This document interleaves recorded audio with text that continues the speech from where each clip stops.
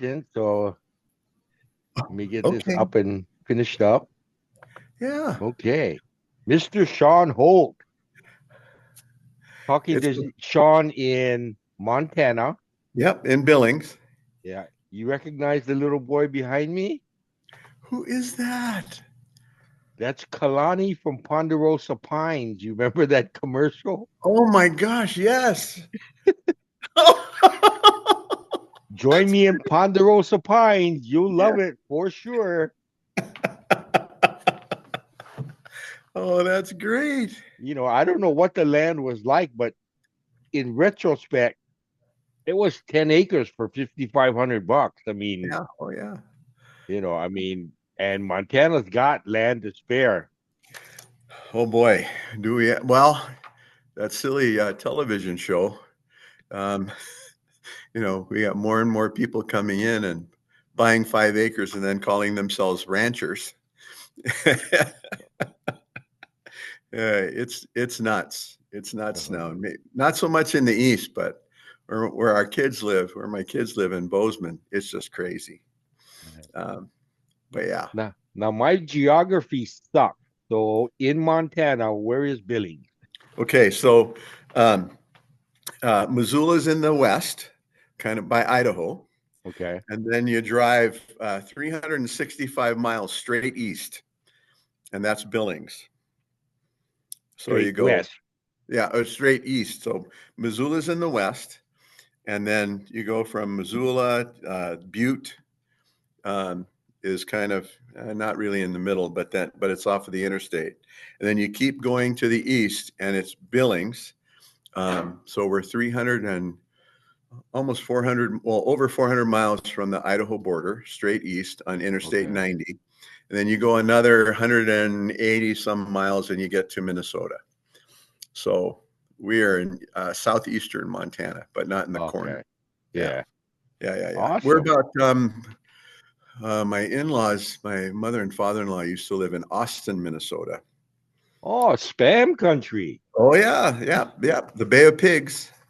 Yeah, he was a banker for Hormel, and we used to drive it, and I think it took us about 11 hours if we just blasted straight through from Billings to Austin. Yeah. Yeah. Because last August, when I went to go see my cousin in Libby, I'm in Fairmont, which is South Central, right on I-90, Uh huh. and not pushing it really, but trying to make time. I think it took me 19 hours. Oh yeah, because Libby, you're going through us and beyond, almost to Canada. Yeah.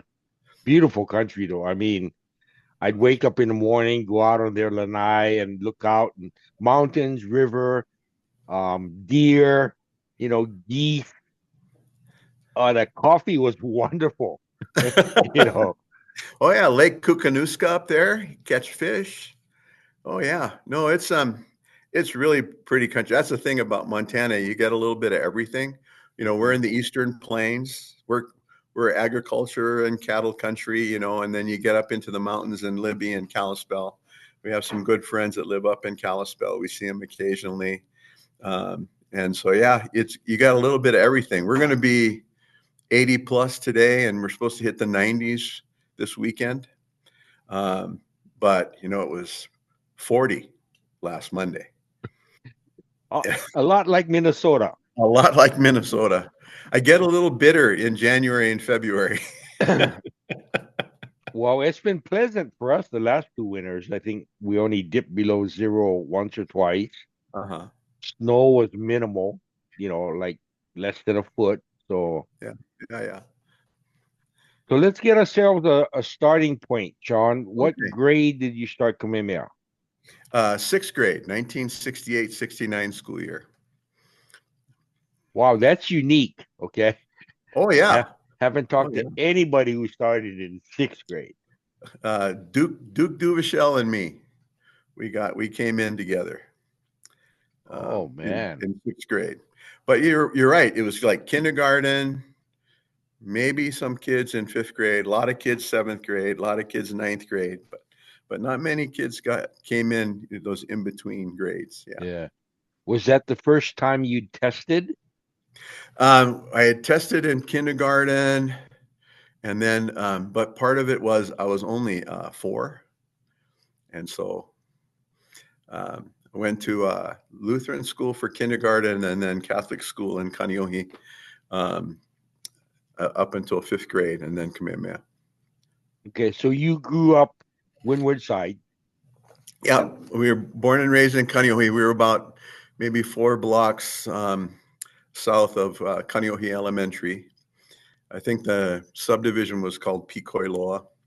There used to be a dairy behind us. Now it's all houses, Yeah, obviously, like yeah. every place in Hawaii. But yeah, we grew up there. Dad was a policeman. Mom was a secretary with the Board of Water Supply. Um, Do you have siblings? yes, my brother, oldest brother. See, I'm the youngest. My oldest brother's 83. He's in Kula. Our sister lives in Kona. She's 76. And then we have a Hanai brother that just turned 75. He has a place in Waikiki, but he lives in University Place outside of Tacoma in Washington. But he Now comes your back to Hawaii a couple times a year. now your oldest brother in Kula, is he a school teacher? He's retired. Yep, he's a retired school teacher. He taught for the DOE and then retired, and then was the curriculum director and all kinds of stuff at Kamehameha Maui when it opened. And he gave them 6 more years. Then Yeah. more than likely, I was talking on the phone with Frank Oliveira last night, Oh, and somehow he had picked up on the fact that your brother was there, yeah. and I guess he actually encountered him once or something. So, Oh, yeah.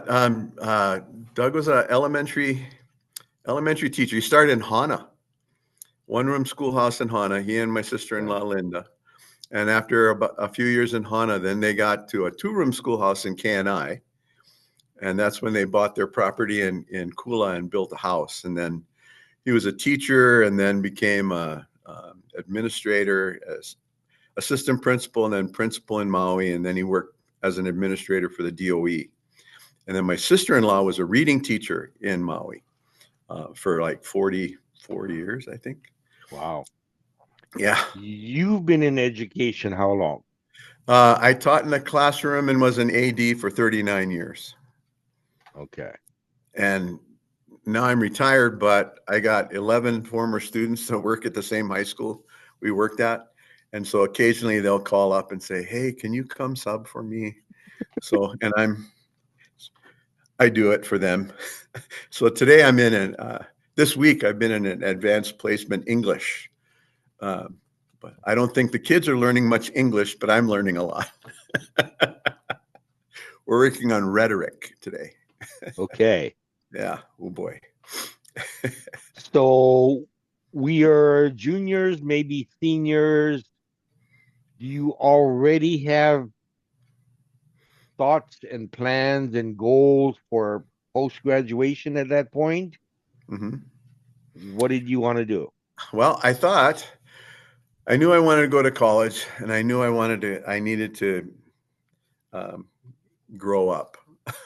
And so, when I graduated, wasn't sure what I wanted to do, but, went to Willamette in Oregon.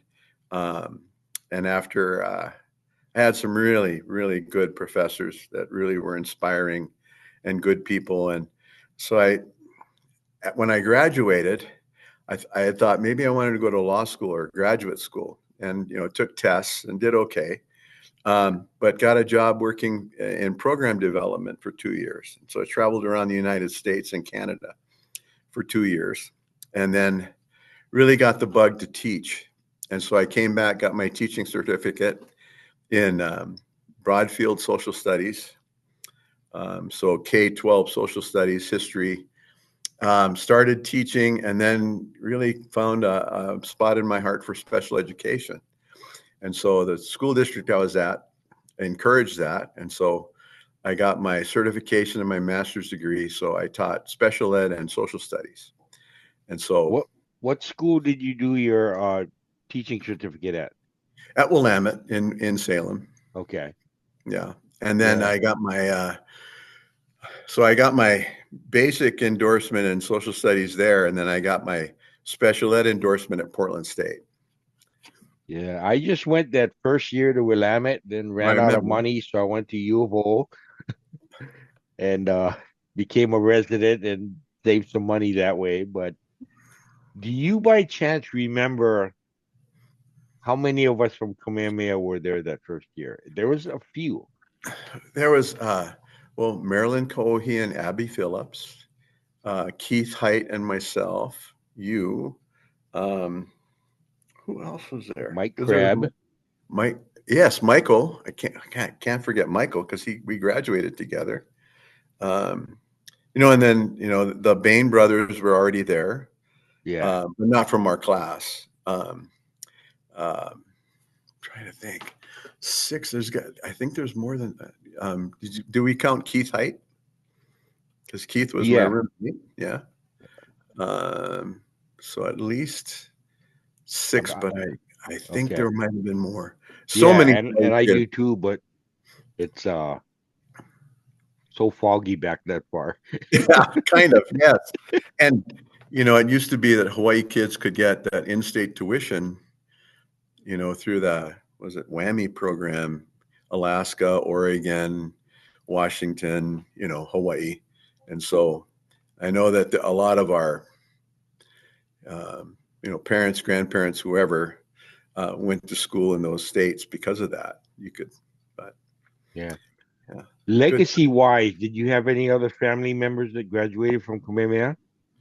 My sister graduated in 66, class of 66. Our dad was in the class of 1940, but when my grandma passed away in 1938, and so dad then graduated from Roosevelt, but he went to Kamehameha all the way through up until the end of his sophomore year. So Okay, from kindergarten. yeah. Well, because kindergarten and first and second grade he was at Royal School, and then he went to Kamehameha. Okay. We got pictures of him in the West Point uniforms, from back in the day, back in the 30s. Yeah, it's kind of cool. Really Now, cool. since you were at Willamette for so long, you might help me answer a question. I heard through the grapevine that Michelle Apo was there, but I think just as staff. Do you know? Michelle, yeah, what is it? Duchesneau? Yeah, Is her something married French. name? Yes. She was on staff and worked in the business office. Okay. So I used to be able to see Michelle. Um, I don't know what her Debbie Kleber Batlin, something or other. Deb Yeah. was there too, and she was a resident assistant there. Wendy Kalahiki Yeah. was there, and her husband Joe Cho. Yeah. Yeah, And then there was a God name doesn't even begin to enter my head, but like a more Asian looking girl too that was there. She was maybe Deb's class or a year ahead, maybe, or something. Something wants me to say Lisa, but I know it's not Lisa. So, but yeah, there was oh, Darlene quite a few. Taria. Darlene Taria was in our Oh yeah, class. yeah. Okay, okay. So we're up to Yeah, 7 now. 7 now. So from Willamette, tell me how you ended up in Montana. So, got my teaching certificate, got hired at Westland Public Schools outside of Portland. Met a Montana girl. Wound up, we wound up getting married. She's also a teacher.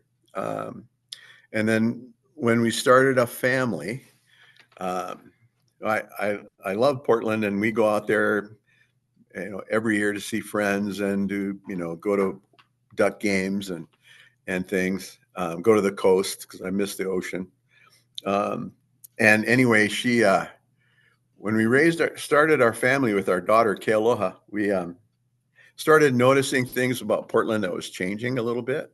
And so she's from Montana, and her family lived in Billings. She grew up in Bozeman and graduated from school in Missoula. Went to George Fox out there in Newberg, Oregon. And so we moved to Montana in 1990. Got a job at Skyview High School. It was 2 years old at the time. I taught special ed and social studies here, and it was a good place to raise a family and to live. We had our son a year later, so we have two kids. What's your son's name? Samuel Lono. Kayla has a kindergarten teacher in Bozeman. She has three kids. That's one of their. It's not their fault, but that's what I'm doing instead of going to the reunion. The school year is ending, and so she still has teacher stuff to do. And so I always head over there now that I'm retired, and I watch the three grandkids, and we just do dumb grandpa stuff for a week. It's awesome. Keeps you young. And they're I 10. enjoy being a grandparent because you get to mess them up and then take them home. Right. Exactly. Olina Piper, she's 10. And then Mealoha is 8. And then Keone is 5. And so, it's like, Papa, what are you going to do today? Can we go find elk? Are we going to go to the park and look at buffalo? Going to the museum. Can we go fishing today? And so, yes, it's yes to everything. And I don't know who's getting more spoiled, me or them. But Yeah. like you said, you can throw them back. When my initial grandkids were little, the parents, my kids, gave me the nickname GTG, which was Go To Grandpa. Because when they exhausted all the permissions and got no's, Yeah. go to Grandpa. Get that Yeah. yes. Yeah. Go see Papa. What does Papa want to do? Oh, okay. Yeah. So how many kids do you have? 4. 4. Oh, nice. Are they close to you or around you geographically, or are they scattered? I've got 2 that are within 8 miles, Oh, nice. and then the other 2 are up in the cities, which is about 2.5 hours north of me. So Uh-huh. Yeah. So we got the 3 with our daughter, and then our son Sam Lono. He's got 2, and they're in September they'll be 4 and 2. So we got Lono and we got Ikua. His wife's family are ranchers, so they're horse people. So when we look for names, I told them about Ikua Purdy, and that really struck a chord with them. So they named the youngest Ikua. So, and it sounds like with all of them having, I think if I heard they all have wine names. oh yeah, So your kids have a pretty good affinity with having some Hawaii lineage, or very much so. We've really tried to incorporate that, raising them, growing up. Um, when they were young, we would try to get back home, maybe every other year, or my brother or my sister would come up. When my mom was still alive, she would come up and visit, and that was cultural component was really important and still is. that's awesome. And Awesome then for this them. year, it worked out with the older kids in school, and they had a spring break in March. We decided we're gonna take care of getting the 5 grandkids to Hawaii. Your parents want to come, great, but we got the kids, and so my brother's got a great setup. He's got his home, and then he's got a guest cottage in Kula. So we went over and hung out with them and did stuff, and then the kids all came over for 7 days, and we rented a place in Kihei, right on the ocean. And so the Wow. grandkids just, I mean, it was a splurge, but it was so worth it. And the grandkids, we'd be in the ocean. Papa, how come we don't live here? Papa, can we move here? Yeah, Papa's going to rob a bank. Yeah, we're going to do that. Yeah. No problem. And now now the kids, the young ones, it's hilarious. They're plotting. When are we going back?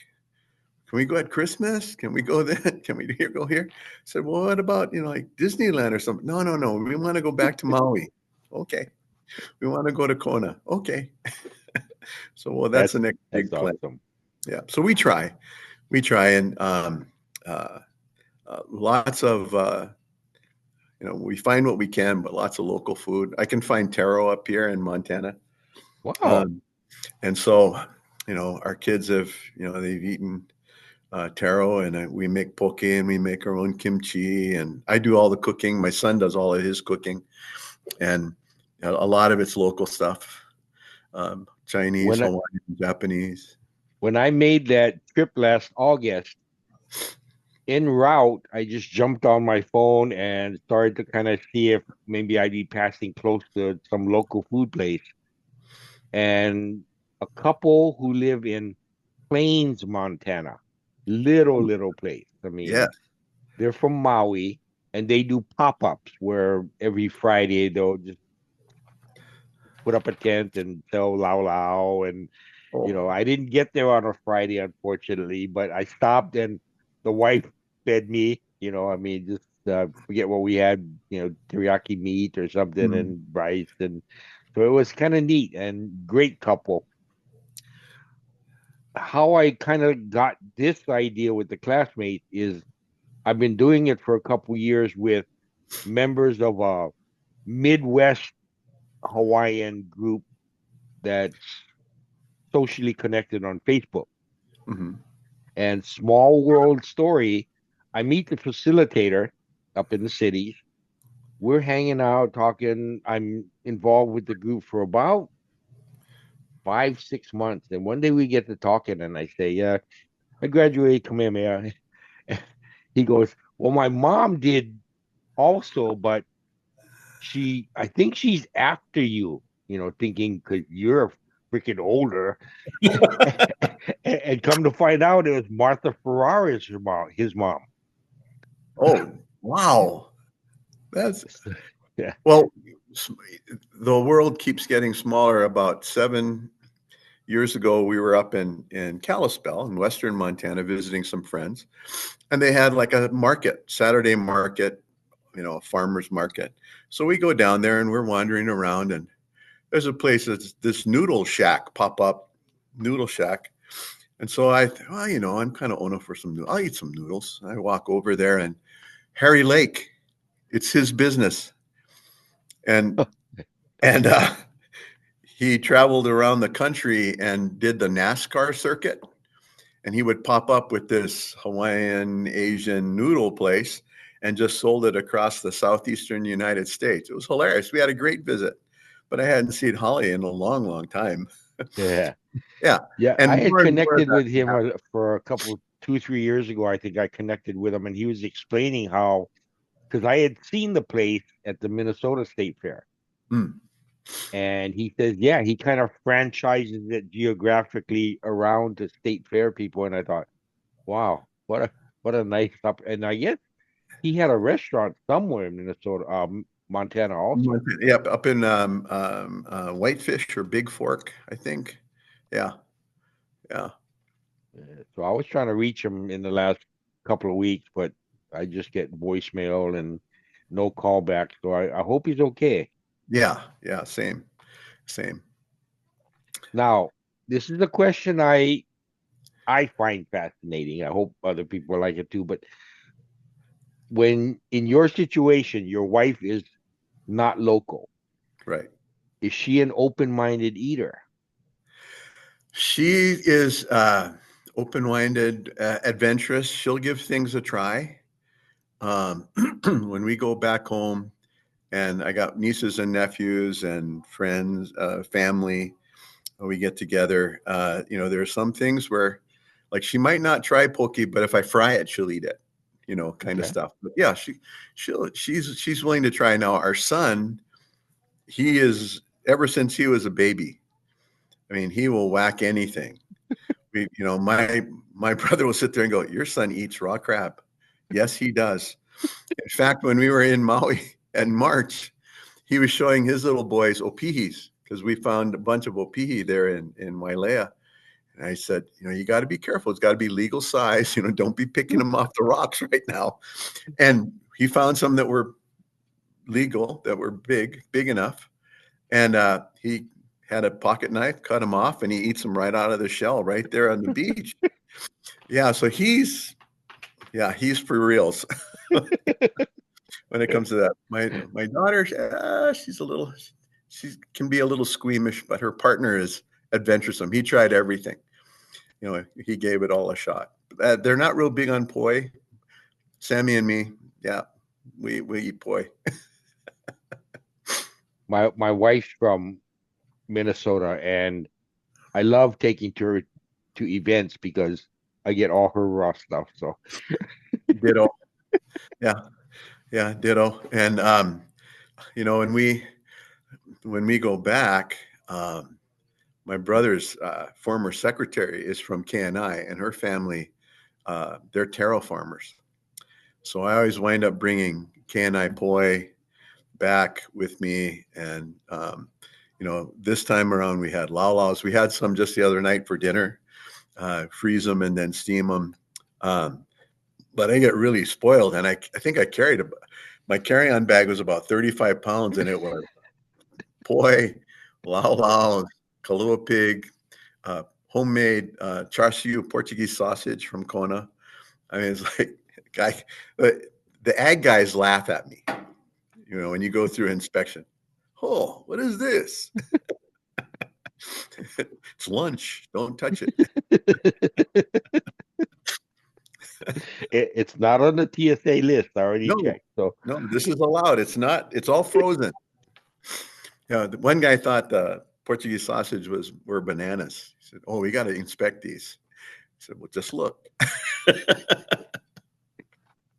no touch, but look. Yeah. Actually, I said, "No, if you want one, I got plenty." I make friends that way.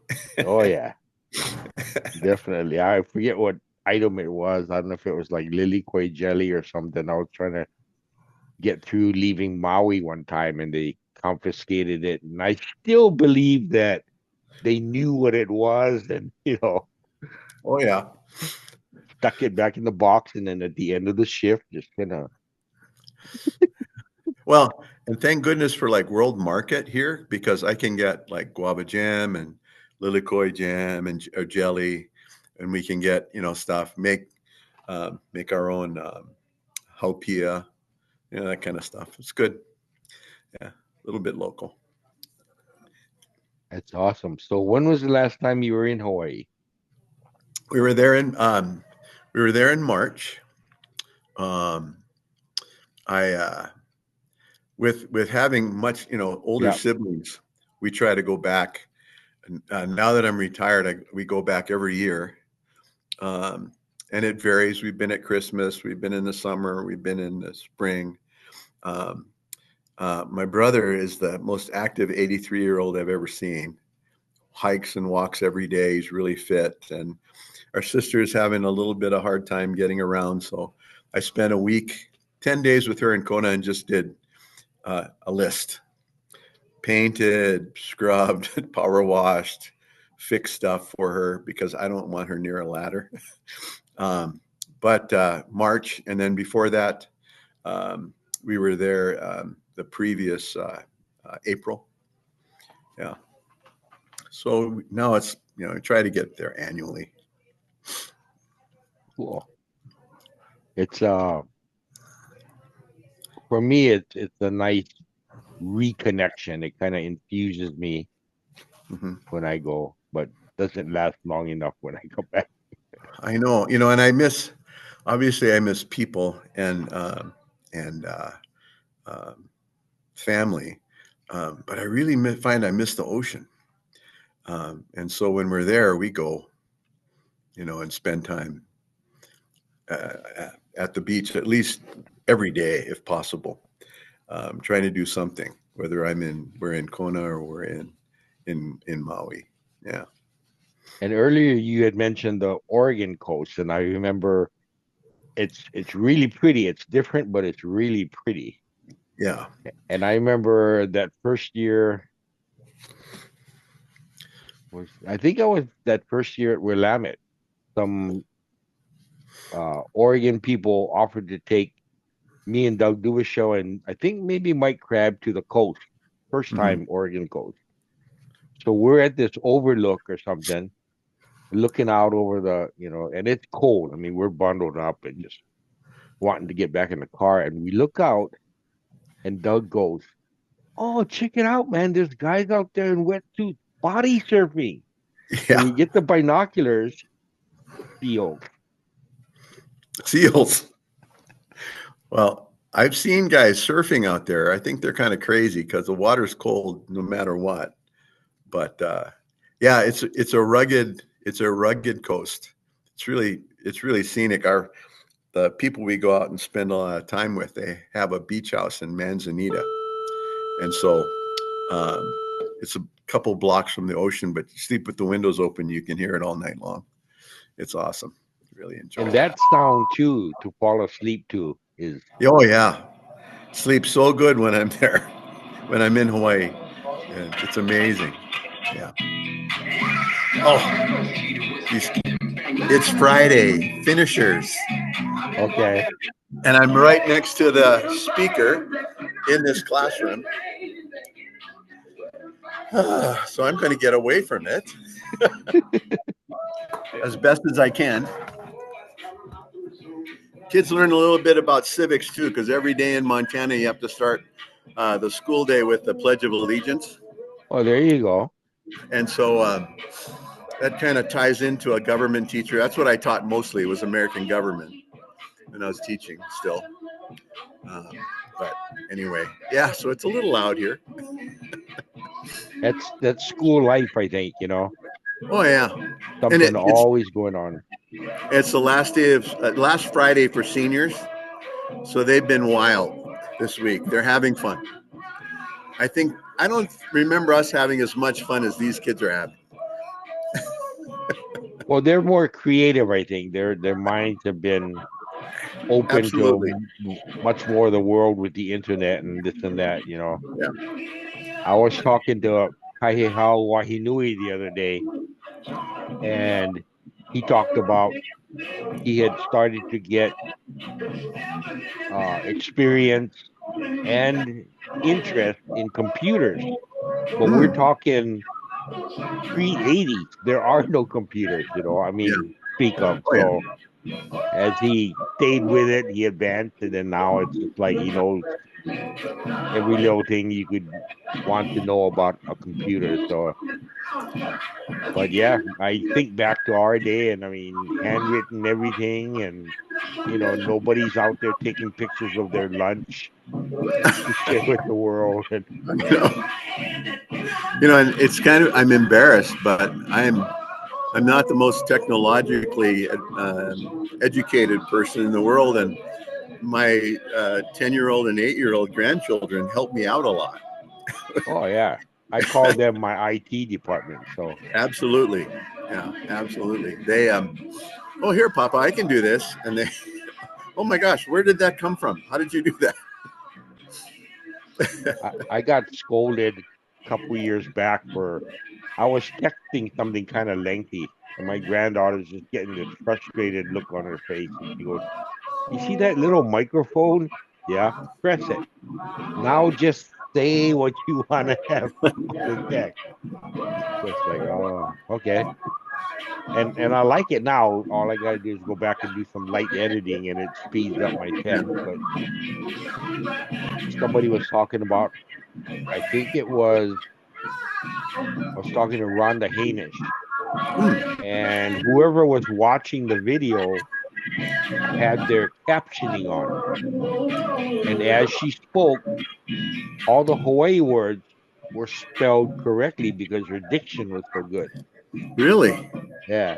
That And is they awesome. they were saying, whereas others, you can't even recognize the word on the screen Yeah. after it pops up. Isn't So that the truth? Oh my gosh. Oh, that's, yeah. Well, it's something I wish I had done. I wish I had paid more attention and learned how to speak Hawaiian if I have a, I also I've asked people, if they had things they wish they would have taken and be, variety of answers, culture, more history. For me, it was language yeah. because it's a little embarrassing. You tell me you went to Hawaiian school, grew up in Hawaii, and all I can do is order lunch. Well, our dad was born in Palama Settlement in 1922, and he learned to speak Hawaiian first and English second in his house. So our Wow. dad was fluent. And so when he'd get together with brothers and sisters, they conversed very clearly and actively in Hawaiian. And, it's something us kids kind of kick around like, I wish we had done that. Why didn't we do that? Why didn't we pay more attention? And then I try to tell them, the Hawaiian Renaissance was just beginning when I was in school. You folks were gone already, and the emphasis, and that's kind of a cop out on my part because I could have done it, but I didn't. But the emphasis today, it's so impressive. Hawaiian immersion schools and the emphasis on culture and language. I mean, it's just, it makes me feel good thinking that kids today are Yeah. experiencing that and taking advantage of it. Yeah. Did I already send you the YouTube link that's got a lot of these videos? I got it. Okay, And okay. I hit the subscribe button and Yeah, because uh, I'm building it. I've got yeah. much more on Facebook than I do on this, but then when I discovered that a lot of people didn't really have Facebook access, I thought, well, let me create an alternative. But with all the upload and download time, it's a lot of Yeah. work. So, Well, I appreciate you doing this so much. It's amazing. It's really good. are there any Kamehameha graduates that you've continued to stay in pretty good touch with through the years? Not not so much. I've sort of fallen off the planet when it comes to that. Well, yeah, you were a little hard to track down in the I beginning. So, yeah, yeah. Keely Namao, um, she it was funny about 3 years ago, maybe. We're gonna, or no, oh my gosh, 10 years ago, we were going to come to Maui at Christmas time, and so my bride was looking at Airbnbs and just clicked on a link and sent an email to the owner, and then got a reply. Now, before we continue at all, is this the Shawn Holt that graduated from Kamehameha in 1975? And she goes, well, yeah, that's yes. And she goes, well, we're classmates, and so we actually stayed in Keely's Airbnb in Maui, and wow. it's maybe a mile and a half from my brother's house. And so we connected with her, and then we correspond with um, Christmas cards and letters. And she's just an amazing person still, like she was 50 years ago. Yeah. Um, so a few, but it's kind of hit and miss, probably more miss than hit. And that's another thing I kind of regret. But living so far away, again, it's a cop out, but I wish I had. Yeah. Did the Hugh girls go with us to Willamette? No. The twins didn't? Gary was there, the Yeah. brother. Yeah. Okay. Well, Gary actually was only on and around campus because of Maryland. Oh, that's right. Yeah, Gary you're right. never attended Willamette, but He he sh- was there a lot. I was gonna say he could have had a spot in class. Yeah. I mean, somewhere along the line, he should have at least picked up credits. Yeah, something.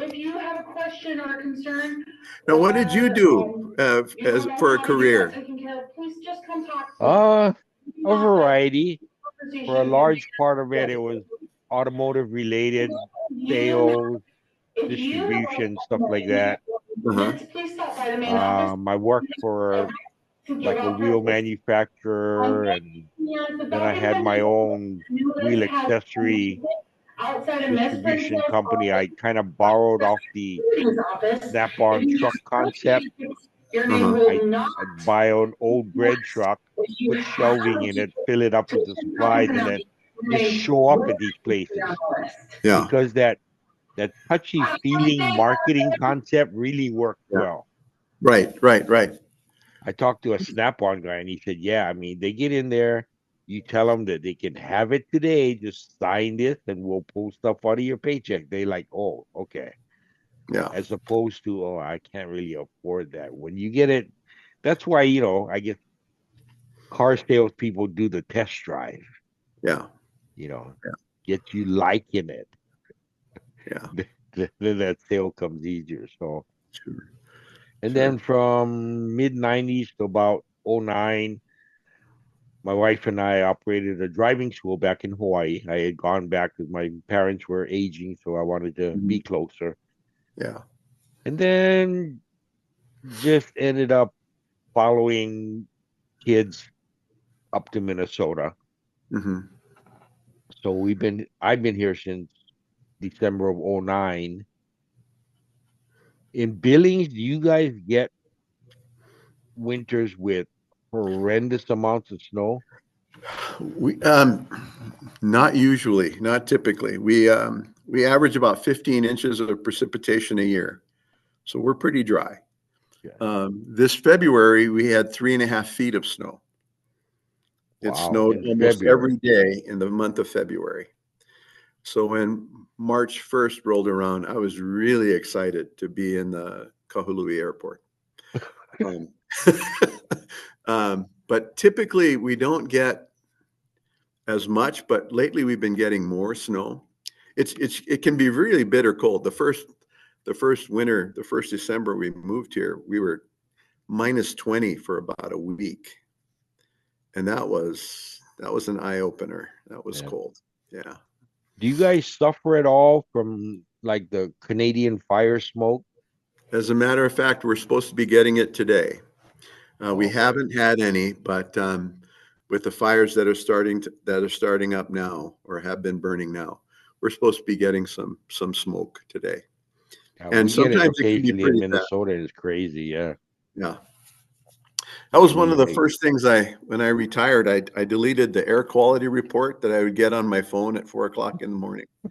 Transportation and travel for buses, I eliminated that. Weather bug, I dumped that too.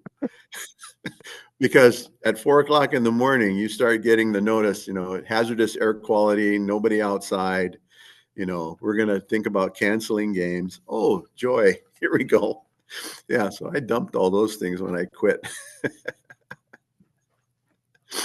and I drive a school bus now, and I from the bottom looking up, I can imagine as an AD when weather cancels sporting event, it probably really throws a huge wrench into your plan.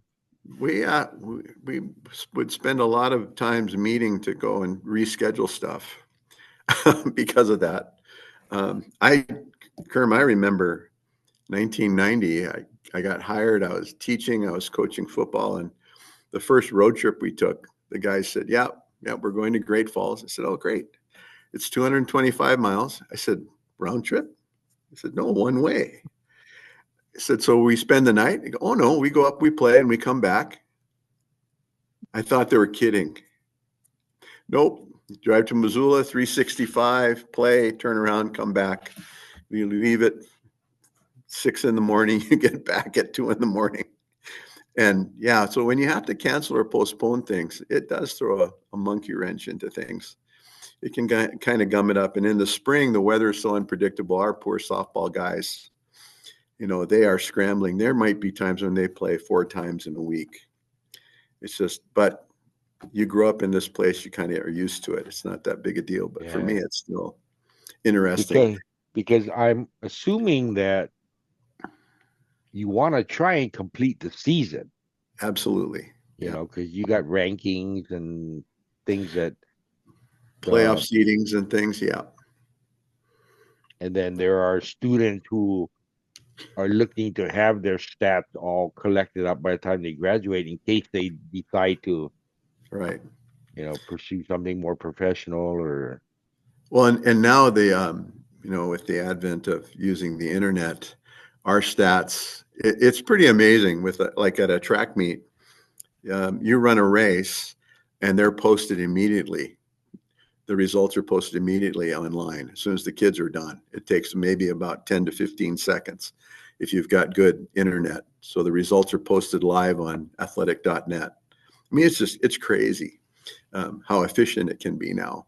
But in the old days, there was a lot of handwriting and then running down to the fax machine and then running down to the newspaper. And yeah, we don't have to do that. They don't have to do that kind of stuff anymore.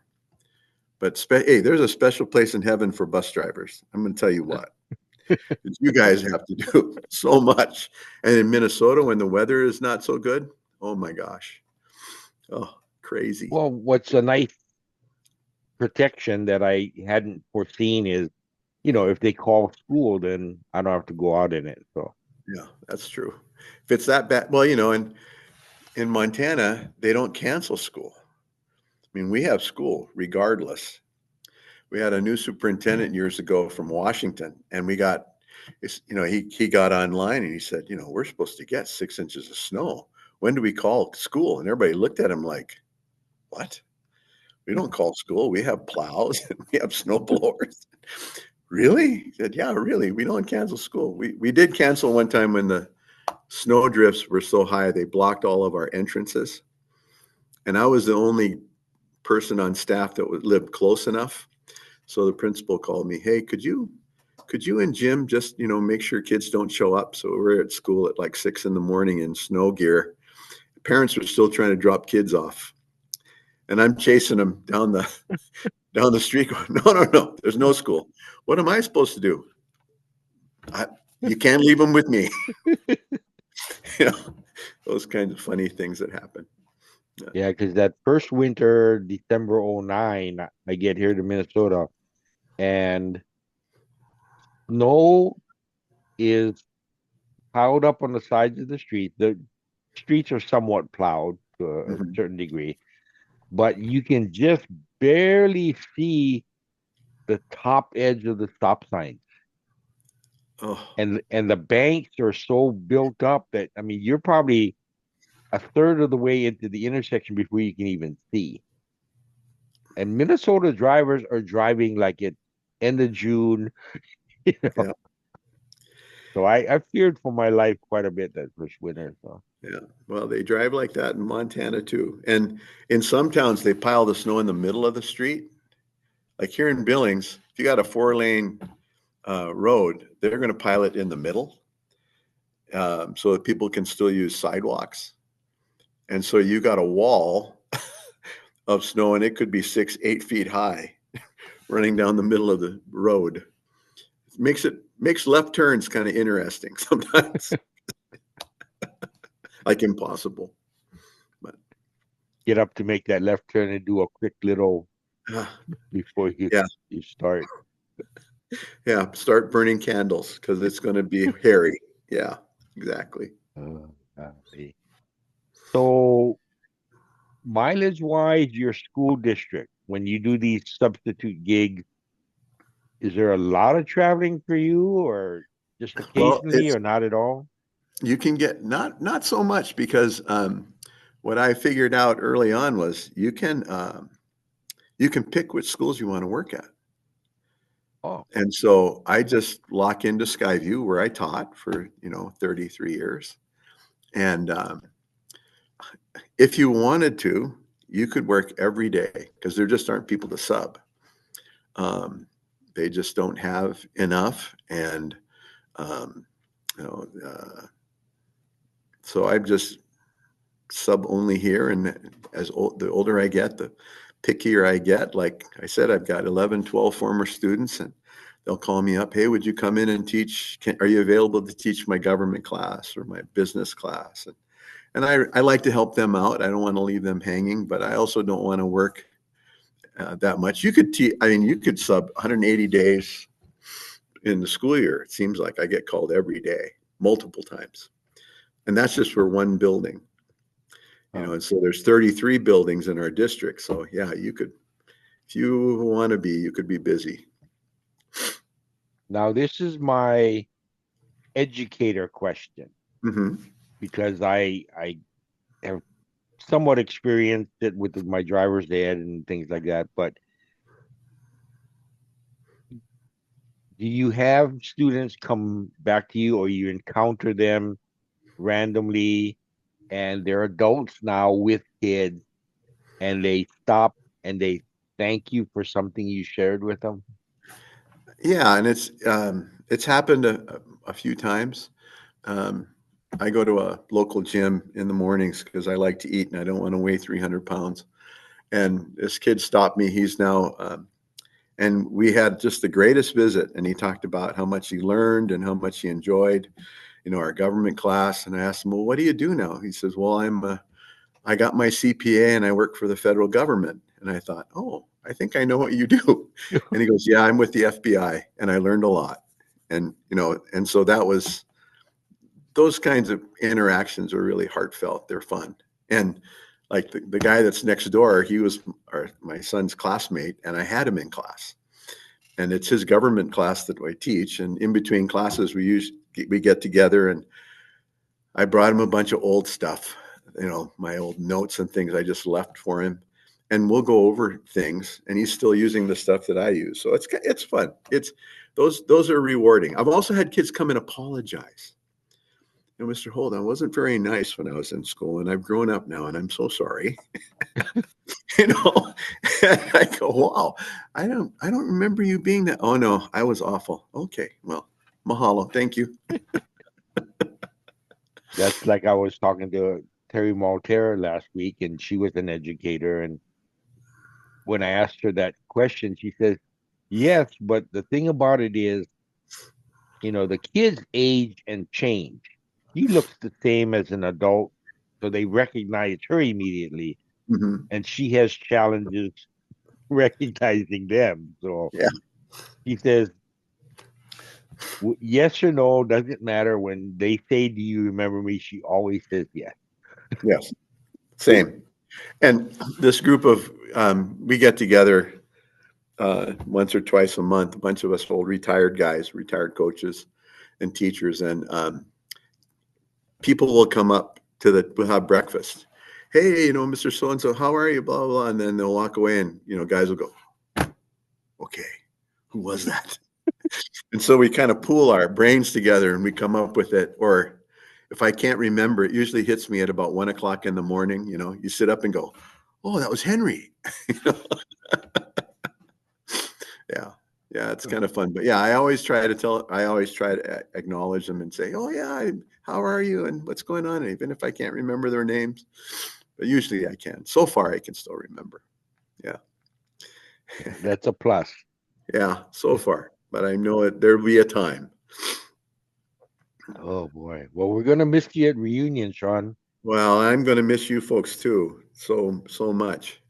Yeah. With any luck, though, we'll have something beyond the 50th. So Yes, and the grandkids will all be old enough; they can take care of themselves. I won't there have you to go go. over and do dumb papa things. Oh man, I appreciate you taking the time. You're at work and in between things. So thank you for doing that for me. Well, thank you so much for doing this, Kerm. It means a lot to me to be able to visit and share Awesome. this with you. Okay. Good. Well, I'll help spread your aloha around when I'm at the reunion, and I'll eat a lau lau for you. How's that? Oh, please, or two, or two. Brother, you take it easy. A hui ho. Ahui ho.